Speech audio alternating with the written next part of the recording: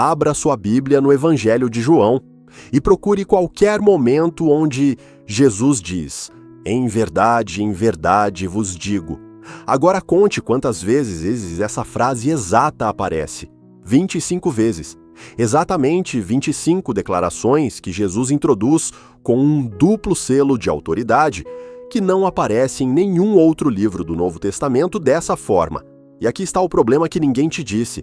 Se você não entende por que Jesus usa esse duplo amém, especificamente em João, você está lendo essas declarações como se fossem conselhos espirituais, quando, na realidade, são sentenças legais pronunciadas de uma posição de poder absoluto que nenhum profeta, nenhum rabino, nenhum mestre religioso da história jamais ousou reivindicar.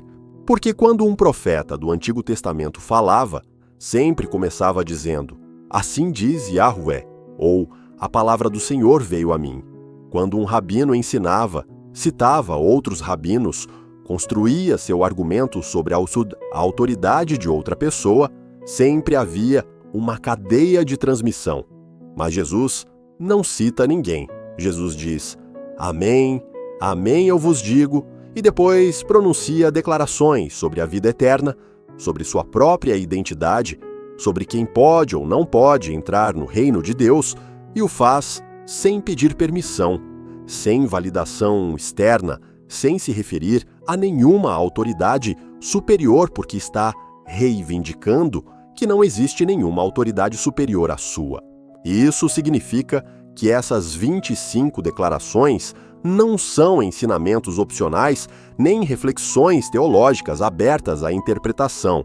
São afirmações seladas que exigem uma resposta de você, porque foram projetadas para forçar uma decisão que você não pode adiar indefinidamente. Mas há algo ainda mais perturbador.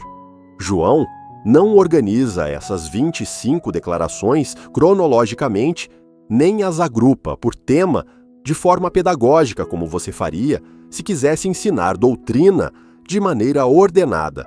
João as estrutura como um julgamento legal progressivo, onde cada declaração aumenta o nível de autoridade que Jesus reivindica, até que você chega a um ponto onde ou Jesus é exatamente quem ele diz ser, ou é o blasfemo mais perigoso que já caminhou pela Judéia. Não há meio termo. E a primeira declaração com duplo amém que João registra não é sobre amor, nem sobre perdão, nem sobre paz interior. É sobre acesso. Jesus diz a Natanael: em verdade vos digo que vereis o céu aberto e os anjos de Deus subindo e descendo sobre o Filho do Homem. Ele está pegando a visão de Jacó, a escada que conectava a terra e céu, e está dizendo: eu sou essa escada. Eu sou o único ponto de contato entre o humano e o divino. E se você quer acesso ao céu, tem que passar por mim. E se isso te parece uma afirmação extrema, espere, porque isso está apenas começando. Curta este vídeo agora mesmo, porque vamos entrar em território onde a maioria dos pregadores modernos não ousa pisar. A segunda declaração é ainda mais radical. Jesus diz a Nicodemos, um mestre da lei, alguém que havia dedicado toda a sua vida ao estudo das Escrituras: em verdade te digo, que aquele que não nascer de novo não pode ver o reino de Deus. Ele não diz: seria melhor. Não diz: é recomendável. Diz: não pode. É uma impossibilidade ontológica. E depois reforça: em verdade te digo que aquele que não nascer da água e do Espírito não pode entrar no reino de Deus. Aqui Jesus está estabelecendo que toda a sua formação religiosa, todo o seu conhecimento teológico, toda a sua moralidade construída através de anos de disciplina espiritual não te dá acesso a nada se você não passar por um processo de regeneração completa que só pode vir através dele. E note que Jesus não está debatendo com Nicodemos, não está convidando-o a considerar uma perspectiva alternativa. Está declarando uma realidade que existe independentemente de Nicodemos aceitá-la ou não. Mas a verdadeira virada está na declaração número 4. Jesus diz: em verdade vos digo, o Filho nada pode fazer de si mesmo, senão somente aquilo que vir fazer o Pai, porque tudo quanto ele faz, o Filho também igualmente o faz. E aqui é onde a maioria das pessoas interpreta completamente errado o que está acontecendo. Porque parece que Jesus está dizendo que é dependente, que é subordinado, que não tem autoridade própria, mas o que ele realmente está dizendo é infinitamente mais perturbador. Está dizendo que existe uma unidade perfeita, absoluta, ontológica entre ele e o Pai, que cada ação do Pai se reflete exatamente em cada ação do Filho, que não há separação funcional entre eles. E os fariseus que o ouviram entenderam perfeitamente o que ele estava dizendo, porque imediatamente depois João escreve: por isso, pois, os judeus ainda mais procuravam matá-lo, porque não somente violava o sábado, mas também dizia que Deus era seu próprio Pai, fazendo-se igual a Deus. Inscreva-se no canal agora, porque o que vem a seguir vai destruir completamente a versão domesticada de Jesus que te venderam na escola dominical. As declarações 5, 6 e 7 formam um bloco brutal sobre vida e morte. Em verdade vos digo, quem ouve a minha palavra e crê naquele que me enviou, tem a vida eterna, e não entra em juízo, mas passou da morte para a vida. Tempo presente. Não terá, tem. Não passará, o passou. Jesus está dizendo que a salvação não é um processo que se completa quando você morre. É uma mudança de estado que ocorre no momento em que você crê. E essa mudança é tão real e tão impermanente que condenação futura não existe mais para você, porque você já cruzou de um reino para outro. E depois dobra a aposta.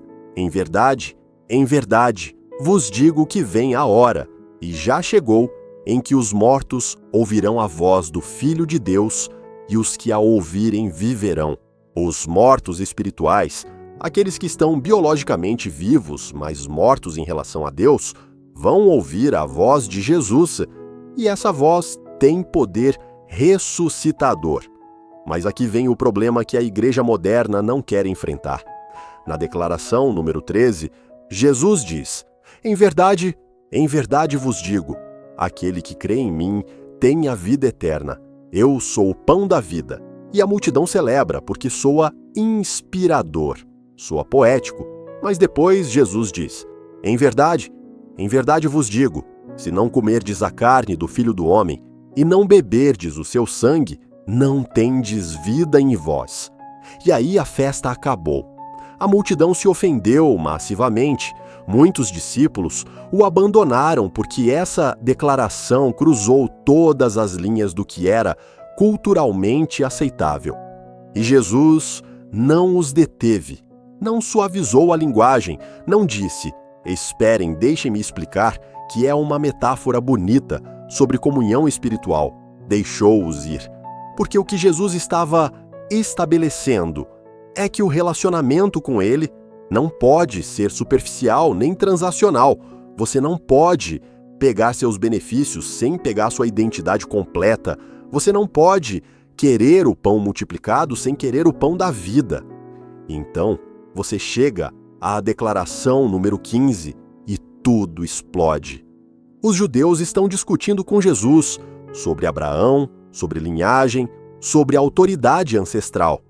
E Jesus lhes diz: em verdade vos digo que antes que Abraão existisse, eu sou. Ele não disse eu era, disse eu sou. E isso não é apenas uma declaração de preexistência, é a apropriação direta do nome divino que Deus revelou a Moisés na sarça ardente. Quando Moisés perguntou: quem devo dizer que me enviou? Deus respondeu: eu sou o que sou. E agora Jesus está pegando esse nome, esse título que pertence exclusivamente a Yahweh, e está aplicando-o a si mesmo diante dos líderes religiosos que conheciam perfeitamente as implicações do que ele estava dizendo. E a resposta foi imediata. Então pegaram pedras para atirar nele. Não porque interpretaram mal suas palavras, mas porque as entenderam perfeitamente. Compartilhe este vídeo com alguém que precisa entender quem Jesus realmente é, além dos clichês religiosos, porque isso vai ficar ainda mais desconfortável. As declarações 16 e 17 são sobre exclusividade absoluta. Em verdade vos digo, aquele que não entra pela porta no aprisco das ovelhas, mas sobe por outra parte, esse é ladrão e salteador. E depois, para que não reste nenhuma dúvida, em verdade vos digo, eu sou a porta. Se alguém entrar por mim, será salvo. Uma porta. Não múltiplos caminhos, não diferentes tradições espirituais que conduzem ao mesmo destino. Uma porta. E todos os que tentam entrar por outro lado não são buscadores sinceros de verdade espiritual, são ladrões e salteadores, segundo as próprias palavras de Jesus. E isso destrói completamente o pluralismo religioso moderno, que insiste que todas as religiões são igualmente válidas, que o importante é a sinceridade da sua busca, que Deus aceita qualquer forma de aproximação genuína. Jesus está dizendo exatamente o contrário, mas as últimas declarações, com duplo amém, são as que revelam o custo real. Declaração 23.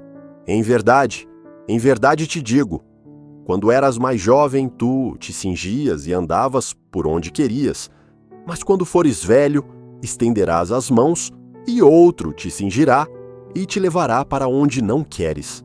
Jesus está dizendo a Pedro como ele vai morrer. Está dizendo que segui-lo não termina em prosperidade, nem em realização pessoal, nem em paz interior garantida, termina numa cruz. E Pedro o seguiu mesmo assim. Porque quando você entende quem Jesus realmente é, quando você para de tratá-lo como um coach espiritual que está aqui para melhorar sua vida e começa a vê-lo como o Senhor que tem autoridade absoluta sobre sua vida, a equação muda completamente. 25 declarações, 25 vezes que Jesus selou suas palavras com sua própria autoridade.